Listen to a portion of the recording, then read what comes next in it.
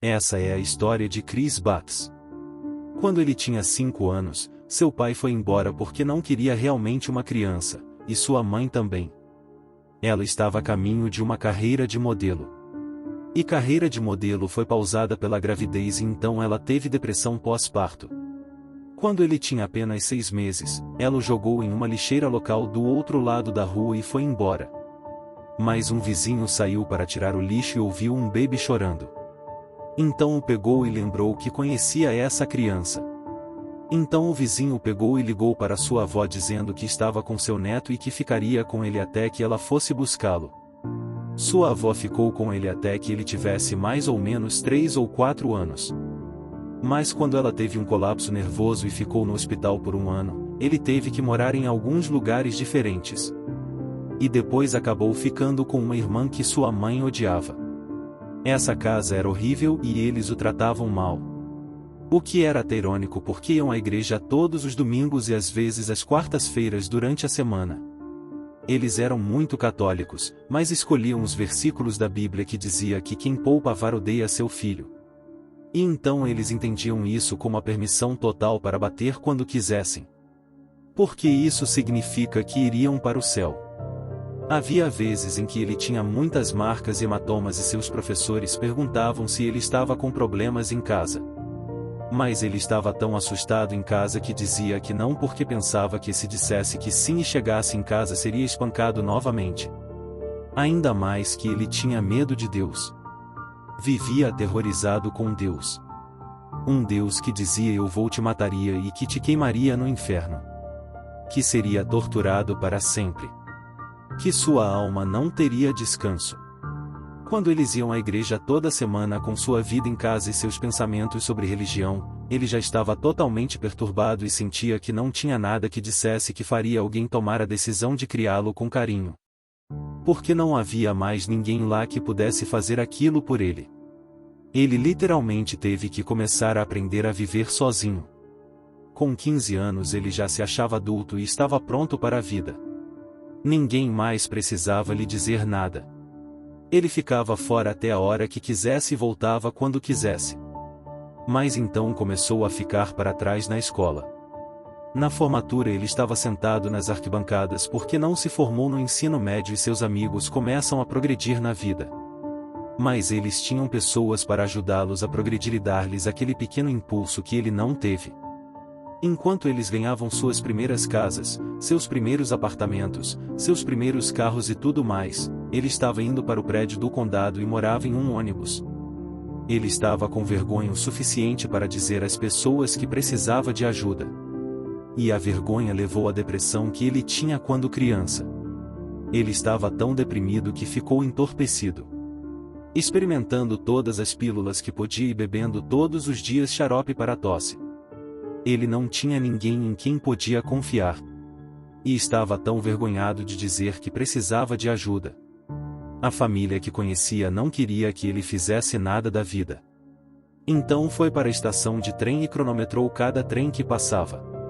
Escolhendo um horário e dia para pular na frente de um trem. Ele não se importava, porque não poderia ser pior do que estava acontecendo com ele naquele momento.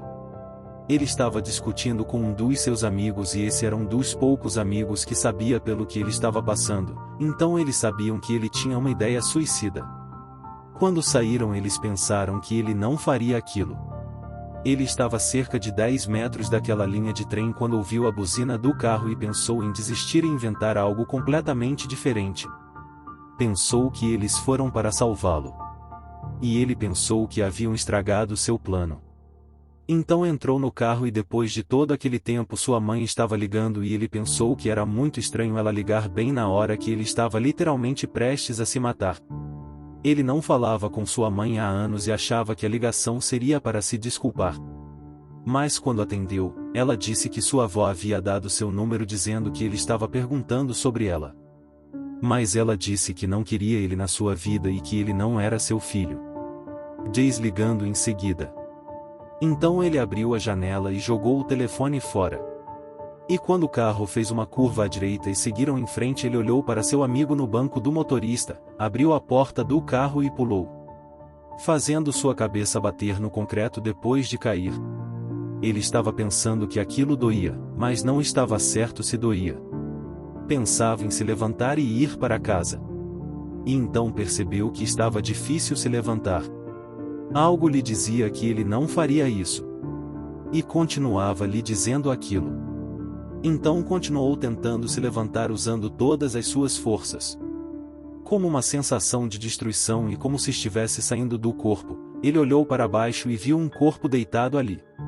E pensou que aquele era seu corpo. Então pensou que poderia ser sua mente lhe enganando. E então decidiu voltar para casa. Ele deu cerca de 3 passos e tudo eram de cores diferentes. Em câmera lenta. Daí ele pensou como aquilo poderia acontecer. E de repente sentiu uma sensação mais dominante que já havia sentido em toda a sua minha vida. Ele sabia que era Deus. Porque você simplesmente sabe. Era tão forte que não podia comparar com nada. Era como ser atingido por um raio a cada vez, constantemente após cada frase. Após cada declaração. E tinha um monte de perguntas na sua cabeça e na ordem em que as perguntas estavam na sua cabeça elas iam sendo respondidas. Ele estava pensando quem era aquele ser. E na resposta aquele ser se apresentou como sendo realmente Deus, sim. Dizendo ser real, sim, e que os anjos também eram reais. Pois ele não acreditava em anjos. Então ele achava que não era real, porque ele simplesmente não acreditava naquilo. Achava que era coisa de TV. Foi então que ele viu uma tela de projetor se erguer e viu uma mulher andando como uma prostituta e Deus disse que a amava. Um cara de terno com uma pasta e Deus disse que o amava. Um cara de skate com um baseado e Deus disse que o amava. Então ele entendeu que Deus queria que ele soubesse que mesmo ele pensando que não era bom o suficiente, ele o amava. Porque ama a todos. E que iria até o fim do mundo para que todos estivessem com ele. Ele acreditou em Deus e perguntou como poderia contar para todos o que havia acontecido e as pessoas não pensarem que ele estaria louco. Deus disse que era para dizer que ele ama a todos. E então ele se ajoelhou e depois o abraçou. Um abraço tão apertado e seguro e ele não queria mais soltar. Esse foi seu primeiro encontro com Deus. Ele pensava que não merecia estar ali. Que deviam tirá-lo dali. Que ele não era perfeito e que deveriam deixá-lo voltar. Naquele abraço ele se sentiu cuidado e não estava acostumado com isso. Definitivamente não estava acostumado com alguém se importando com ele genuinamente e incondicionalmente. Ele diria que era masculino porque sua dominação era tão masculina, tão macho, mas aquele abraço e aquele cuidado eram muito mais do que uma mulher ou homem. Era meio que ambos. Não dava para chamar de ele ou ela. Ele então se viu nas nuvens e um monte de anjos voando por todos os lados. E eles disseram para ele olhar para baixo. E quando ele olhou para baixo e viu seu corpo deitado com seu amigo com quem estava quando pulou do carro. Viu também as ambulâncias e sentiu uma grande urgência de voltar à terra. O anjo que estava do seu lado esquerdo estava frustrado e com uma voz séria perguntou se ele tinha certeza de que queria voltar. Mas achava que ele não estava bravo com ele. O anjo estava chateado com o que aconteceu com ele na vida e esta era a sua chance de não precisar continuar a vivê-la. Mas por algum motivo sentiu essa enorme responsabilidade ou urgência para voltar.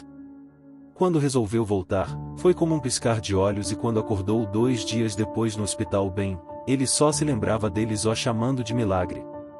E dizendo que pensavam que ele estava morto e que não achavam que ele voltaria.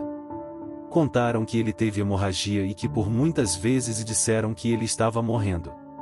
No dia em que foi liberado do hospital, o levaram de cadeira de rodas para o carro porque ele não conseguia andar e nem falar.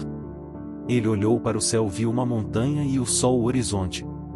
Tudo estava perfeito, mas parecia diferente. Ele sabia que havia algo lá fora que é bom. Um Deus que era amoroso, cuidadoso e que não nos julga. Foi quando ele soube que Deus realmente é real, que nunca mais teve medo da morte. Depois disso foi quando tudo mudou. Ele apenas soube que tinha que descobrir a verdade. Então começou a pesquisar todas as coisas no Google, como a verdade sobre religião. A verdade sobre a Bíblia e os livros que não foram incluídos na Bíblia. Ele queria saber por que esses livros não foram incluídos na Bíblia. Queria ler tudo a respeito e olhou muitas coisas tentando descobrir a verdade. Tentando comparar se aquilo era algo em que poderia acreditar.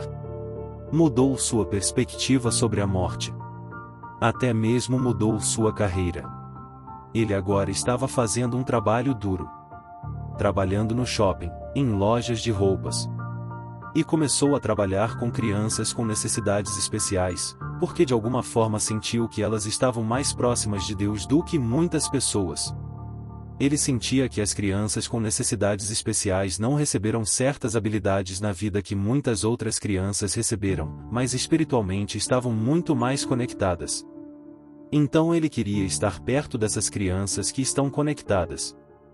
O suicídio é real e muitas pessoas não têm a experiência que ele teve, e se não tivesse tido a sua experiência, provavelmente ele seria mais uma alma perdida por aí. Ele teve a sorte de voltar para poder dizer às pessoas que estão pensando em suicídio que Deus os ama e que há alguém no mundo que os ama também. Mas é preciso se abrir que alguém vai ajudá-las. Que há alguém lá fora que se importa. Não se deve ter vergonha. Independentemente da situação que possamos estar na vida, se mudarmos nosso pensamento, podemos mudar nossa vida. Mudamos o que sentimos sobre nós mesmos e veremos o que acontecerá depois disso. O propósito da vida é experimentar sentimentos, para melhorar nossas almas. Cometer erros em determinado momento, e quando avançamos e progredimos para o nosso próximo objetivo de vida, acontece a próxima jornada da alma.